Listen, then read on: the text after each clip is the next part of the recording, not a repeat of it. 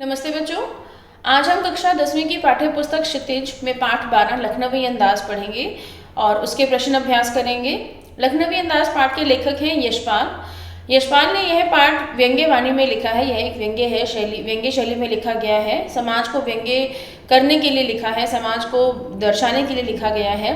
और उन्होंने मुख्य तौर पर यह पाठ जो है यह बताने के लिए लिखा था कि बिना कथ्य और तथ्य के आधार पर जो है कहानी नहीं लिखी जा सकती, लेकिन इस पाठ को स्वतंत्र रूप से भी पढ़ा जा सकता है। कहानी लखनवी अंदाज में एक लेखक हैं जिन्होंने कहानी लिखने के अंदाजे से टिकट लिया था, सेकंड क्लास का टिकट लिया था, जबकि वो जनरल डिब्बे में ही सफ़र करना चाहते थे और अपने बजट के हिसाब से, लेकिन फिर भी वो सुकून चाहते थे, शांति चाहते थे, जिसके लिए उन्होंने सेकंड क्लास के डिब्बे का टिकट खरीदा था, ये सोचकर कि वो उन्हें वहाँ पर वातावरण जो है वो बिल्कुल शांति में मिलेगा और वे उसी वातावरण में आसानी से अपनी कहानी या कविता को लिख सकेंगे। वहीं पर उन्हें एक नवाब मिलते हैं, जो नवाब जो है अपनी सफ़ेद कुर्ता और अपने नवाबी अंदाज में बैठे हुए थे। वो नवाब जो है शायद उन्होंने भी सेकंड क्लास का टिकट यही सोच कर लिया था कि उन्हें भी वहाँ पर शांति और सुकून मिलेगा, लेकिन जैसे ही उन्होंने लेखक को देखा तो वो एकदम से भौचक्का हो गए। उन्हें लगा कि शायद उनके शांति और सुकून में जो है दखल अंदाजी पड़ गई। तो वहीं लेखक जो है वो भी वहाँ जाकर बैठ गए थे, लेकिन दोनों ने आपस में एक दूसरे से बात करने के लिए कोई भी पहल जो है नहीं की। लेखक ऐसा सोच रहे थे कि यह नवाब हैं, यह अपने नवाबी का परिचय दे रहे हैं, और नवाब को यह लगता था कि वो एक मध्यम वर्गीय जो परिवार का व्यक्ति है उससे पहले बातचीत कैसे शुरू करें। थोड़ी ही देर में लेखक जो है उन्होंने देखा कि नवाब साहब ने अपने पास रखे हुए खीरे जो हैं उन्हें निकाला, उसका खीरों को बड़े तरीके से उन्होंने काटा, उसके ऊपर नमक मिर्च डाला और फिर उसे खाने के लिए बिल्कुल तैयार किया। और फिर खीरा काटने के बाद उन्होंने लेखक को खीरा खाने के लिए आमंत्रित किया, लेकिन लेखक ने जो है पहले जो लेखक हैं उन्होंने एक बार मना कर दिया था। वो ऐसा सोच रहे थे कि नवाब साहब जो है वो अपने नवाबी का परिचय देने के लिए ऐसा पूछ रहे हैं, इसीलिए लेखक ने खीरा खाने से मना कर दिया। हालांकि लेखक जो है वो उस खीरे को जिस तरीके से काटा जा रहा था, छीला जा रहा था, वो उसे खाने के इच्छुक थे, लेकिन फिर भी उन्होंने खीरे को खाने से मना कर दिया था। उसके पश्चात लेखक ने देखा कि नवाब साहब जो है उन्होंने किस प्रकार से जो तरीके से लेखक वो खीरे को काटा था, उस खीरे को उठाया, उस पर नमक मिर्च डाला, उसको अपने मुंह के पास ले गए, उसको सूंघा और सूंघ कर खिड़की से बाहर फेंक दिया। तो नवाब साहब की इस हरकत को लेखक देख रहे थे। उन्होंने एक एक करके सारे जो फांक थी खीरे की उसे उठाया और ऐसे ही बाहर फेंक दिया। और बाद में उन्होंने नवाब साहब ने लेखक को क्या कहा कि खीरा जो है वो पेट के लिए बहुत ही हानिकारक है, मतलब पेट में जो है वो मैदा यानी कि पेट के लिए जो है वो थोड़ा सा नुकसान देता है, थोड़ा सख्त रहता है, इसलिए मुझे पचता नहीं है जल्दी से। तो वो ऐसा लग रहा था लेखक को कि शायद ये अपनी नवाबी दिखा रहे हैं कि देखा रईसों के खानदान में किस प्रकार से खाने को खाया जाता है। तो लेखक जो है वो लिखना तो चाहता था कि कहानी, लेकिन बिना किसी घटना के ही, बिना किसी तथ्य के ही उसने ये पूरी कहानी की रचना कर दी थी। और उसके आधार पर उन्होंने ये भी कहा था कि नवाब साहब जो है किस प्रकार से अपनी नवाबी का परिचय दे रहे थे, और ये भी बताने का प्रयास किया है कि बिना तथ्य कहानी घटना के आधार पर भी लिखी जा सकती है। ठीक है, तो चलिए करते हैं इसके प्रश्न अभ्यास, जिसमें से कि सबसे पहला प्रश्न हमारा आता है, लेखक को नवाब साहब के किन हाव भाव से महसूस हुआ कि वे उनसे बातचीत करने के लिए तनिक भी उत्सुक नहीं है। जब लेखक सेकंड क्लास के डिब्बे में आया हुआ जाता है तो नवाब साहब उसे आया हुआ देखकर उसके चेहरे पर एक असंतोष का भाव छा जाता है। वो भौचक्के हो जाते हैं। उन्हें ऐसा लगा था कि उनकी शांति में, उनके एकांतवास में कोई बाधा करने के लिए आ गया है। वे अनमने होकर खिड़की से बाहर झांकते रहते हैं और लेखक को न देखने का नाटकीय जो है वो प्रदर्शन करते हैं, लेखक को न देखने का प्रयास करते हैं, उसको देखकर अनदेखा करते हैं। तो नवाब साहब के इन हाव भावों को देखकर हम अनुमान लगा सकते हैं कि नवाब साहब जो थे वो लेखक से बातचीत करने के तनिक भी उत्सुक नहीं थे। अगला प्रश्न है इसका, नवाब साहब ने बहुत ही यत्न से खीरा काटा, नमक मिर्च बुरका, अंततः सूंघ कर ही खिड़की से बाहर फेंक दिया। उन्होंने ऐसा क्यों किया होगा? उनका ऐसा करना उनके कैसे स्वभाव को इंगित करता है? तो यहाँ पर आया है कि नवाब साहब जो है उन्होंने अपनी नवाबी शान शौकत दिखाने की जो आदत रखते थे, जो नवाबों को जैसे माना जाता है कि वो अपनी नवाबी दिखाने में बिल्कुल आदी होते हैं, हर बात पे अपनी नवाबी दिखाते हैं। तो यहाँ पर भी नवाब साहब जो हैं जो शान शौकत दिखाने की आदत रखते थे, वे अपनी हरकत से ठाट बाट का प्रदर्शन करने में लगे हुए थे। लेखक को देखकर उन्होंने अपनी प्रवृत्ति के अनुसार खीरों को छिला, नमक मिर्च लगाया, सूंघा और बाहर फेंक दिया। जैसे यह सब करके नवाब साहब बता देना चाहते थे कि उनके द्वारा केवल सूंघना ही पर्याप्त है, खाने के लिए मेहनत वो नहीं करना चाहते। खीरे खाकर पेट भरने की आदत तो साधारण लोगों की होती है, मतलब वो ये दर्शाना चाह रहे थे लेखक को कि तुम मध्य वर्गीय परिवार के जो व्यक्ति हो वो खीरे को खाकर शायद अपना पेट भरते हैं, लेकिन हम तो केवल इसे शौक के तौर पर ही देखते हैं और इसीलिए इसको सूंघकर बाहर फेंक देते हैं। इस प्रकार नवाब साहब जो है वो अपनी अमीरी दिखाने का स्वभाव जो है वो प्रदर्शित कर रहे थे।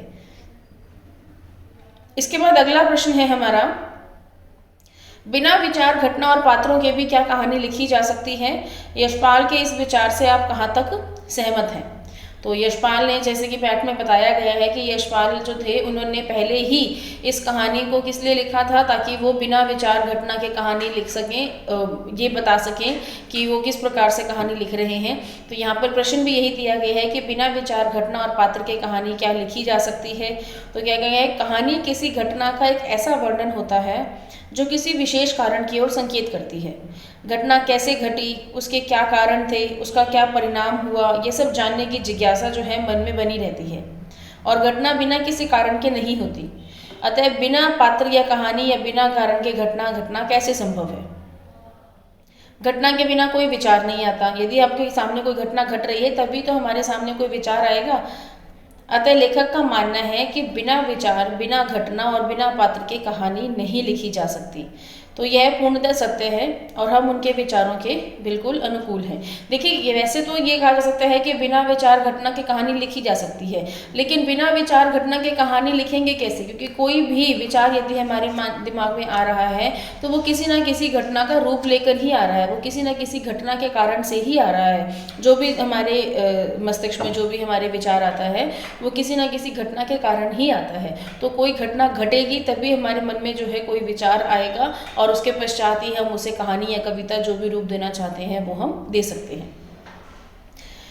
इसके बाद इसका अगला प्रश्न है, आप इस निबंध को और क्या नाम देना चाहेंगे? तो ये जो निबंध है जिसका नाम लखनवी अंदाज लेखक ने दिया है, तो इस निबंध की और भी कई नाम दे सकते हैं, जैसे नवाबी दिखाना या नवाबी ठाट, उसके अलावा थूथा चना, उसके अलावा हम कह सकते हैं कि आसार्थक प्रदर्शन आदि शीर्षक हो सकते हैं, जो कि इस निबंध के लिए बिल्कुल सही है। प्रश्न अभ्यास के बाद यहाँ पर आती है रचना और अभिव्यक्ति। इसके कुछ प्रश्न जो हैं रचना अभिव्यक्ति के भी दिए गए हैं, जिसमें कि पहला प्रश्न हमारा आता है, नवाब साहब द्वारा खीरा खाने की तैयारी करने का एक चित्र प्रस्तुत किया गया है, इस पूरी प्रक्रिया को अपने शब्दों में व्यक्त कीजिए। पाठ में बताया गया है कि नवाब साहब जो है वो किस प्रकार से खीरा जो है वो खाते हैं और खीरा खाने की उनकी पूरी तैयारी जो है उस पूरी प्रक्रिया को आपको अपने शब्दों में लिखना है। तो अपने शब्दों में लिखने के लिए हम इस प्रकार से लिख सकते हैं, आप चाहें तो इसे पॉइंट्स में भी लिख सकते हैं और चाहें तो इसे एक गद्यांश के रूप में भी लिख सकते हैं। तो बर्थ के नीचे सबसे पहले उन्होंने क्या किया था कि बर्थ के नीचे रखे पानी से लोटे को लेकर खिड़की से बाहर खीरों को अच्छी तरह वो धोते हैं और फिर तौलिए से उसे पोंछते हैं। फिर जेब से चाकू निकालकर खीरे को सिर से काटकर गोदकर झाग निकालते हैं। खीरों को सावधानी से छिलते हैं, फाँक बनाते हैं और बिछे तौली पर करीने से सजाकर देखते रहते हैं। कटी हुई फाँक पर जीरा, मिले नमक और काली मिर्च को बुरकते हैं। खीरा सामने देखकर खीरे का रसास्वादन मन ही मन करने लगते हैं और मुंह में पानी भर आता है। उसके पश्चात भोजन करने के लिए यथासंभव नींबू या विभिन्न फल विधियों का भी सलाद उस पर निचोड़कर जैसे नमक आदि डालते हैं और फिर उसे क्या करते हैं, वो सूंघते हैं और सूंघकर उसको बाहर फेंक देते हैं। तो इस प्रकार से नवाब साहब जो है उन्होंने पूरी प्रक्रिया जो है वो ऐसे ही दोहराई थी कि उन्होंने खाने को किस प्रकार से, मतलब खीरे को किस प्रकार से उन्होंने काटा कि वो पहले बड़े तरीके से उसे काटा और फिर उसके बाद उसे बाहर फेंक दिया। इसके बाद इसका प्रश्न 5 का जो हमारा रचना अभिव्यक्ति है, इसका ख भाग है, किन किन चीज़ों का रसास्वादन करने के लिए आप किस किस प्रकार की तैयारी करते हैं। यह प्रश्न आपके लिए आया है कि इसमें आपको बताना है कि जिस प्रकार से नवाब साहब ने खीरा काटा था उस प्रकार से आप किस किस सब्जी को कह सकते हैं, फल को कह सकते हैं, आप किस किस चीज़ों का रसास्वादन यानी कि स्वाद लेने के लिए या रस का स्वाद लेने के लिए कैसी कैसी तैयारी करते हैं। जैसे हम कह सकते हैं कि हम जब भोजन करने बैठते हैं तो उस समय पर जैसे नींबू है या अन्य प्रकार की सब्जियां हैं या सलाद है तो उस पर नींबू को निचोड़ कर हम काला नमक आदि डालते हैं, तो वो सब कुछ, या रायता या चटनी है, इसे अलग अलग कटोरी में रखते हैं। तो ये सब भोजन के स्वाद लेने का तरीका है। हम अपने अपने तरीके से भोजन का स्वाद लेते हैं कि किस प्रकार से भोजन जो है हमें ज़्यादा अत्यधिक स्वादिष्ट जो है वो लगे। इसके बाद हमारा अगला प्रश्न है, खीरे के संबंध में नवाब साहब के व्यवहार को उनकी सनक कहा जा सकता है। अपने नवाबों की और भी सनकों और शौक के बारे में पढ़ा होगा, किसी एक के बारे में लिखिए। अब इस पार्ट में नवाब साहब की ये सनक ही दर्शाई गई है। सनक यानी कि किसी काम को करने की हट हो जाना, तो उन यहाँ पर नवाबी दिखाने की उन्हें हट है, तो उन्होंने भी यहाँ पर जो है एक तरह से सनक के रूप में प्रदर्शित किया है, ये उनकी सनक है। तो वो पार्ट में पूछा गया है कि इस प्रकार की और कौन सी सनक जो है वो देखने को मिल सकती है। जैसे नवाब साहब के द्वारा खीरा जो है वो पानी से धोना, छिलना, फांके करना, साफ सुथरा करना और फेंक देना, ये सब जो है उनकी एक सनक है। ऐसे ही किसी एक सनक के बारे में जो कि आपको पता हो वो आपको इस प्रश्न के उत्तर में लिखनी है। ठीक है। उसके बाद हमारा अगला प्रश्न आता है कि क्या सनक का कोई सकारात्मक रूप हो सकता है, यदि हाँ तो ऐसी सनकों का उल्लेख कीजिए। अब सनक यानी कि किसी काम को करने की हट होना। अब सनक का सकारात्मक रूप भी हो सकता है और नकारात्मक रूप भी हो सकता है। सकारात्मक जिसमें कि हम कुछ अच्छा कर रहे हैं, और नकारात्मक जिसमें कि जैसे कि पाठ में दिखाया गया है, ये सनक का नकारात्मक रूप है जिसमें कि नवाबी ठाठपना दिखाया गया है। तो सनक का सकारात्मक रूप हो सकता है। सनक सवार होने का मतलब होता है कि जुनून छा जाना, किसी चीज़ को करने की धुन कर लेना, पक्का हो जाना। तो जो लोग धुन के पक्के होते हैं वे जिस पथ पर भी चल पड़ते हैं तत्पर चलते रहते हैं जब तक कि उनको लक्ष्य की प्राप्ति नहीं हो जाती। तो ऐसी सापेक्ष सनक सकारात्मक भी होती है। जैसे हम कह सकते हैं कि हमारे आज़ादी के समय पर हमारे कुछ देश के क्रांतिकारी या स्वतंत्रता आंदोलन में भाग लेने वाले जो व्यक्ति थे, जिनके मन में सनक थी, जिनके दिमाग में सनक थी कि देश को आज़ाद करवाना है, और देश को आज़ाद करवाने के लिए उन्होंने भरसक प्रयास किए हैं, भरसक प्रयत्न किए, तो वो सभी हमारी सनक के सकारात्मक रूप हो सकते हैं। यहाँ पर हम कह सकते हैं कि जो भी हमारे क्रांतिकारी रहे हैं, यानी देश के लिए, अपने लिए, समाज के लिए, व्यक्तियों के लिए कुछ अच्छा करना, जिससे कि कुछ अच्छा हमें मतलब वर्ती उत्तर मिलता है, तो वहाँ पर हमारी यदि कोई सनक रहती है तो वो सनक हमारी सकारात्मक के रूप में हो सकती है।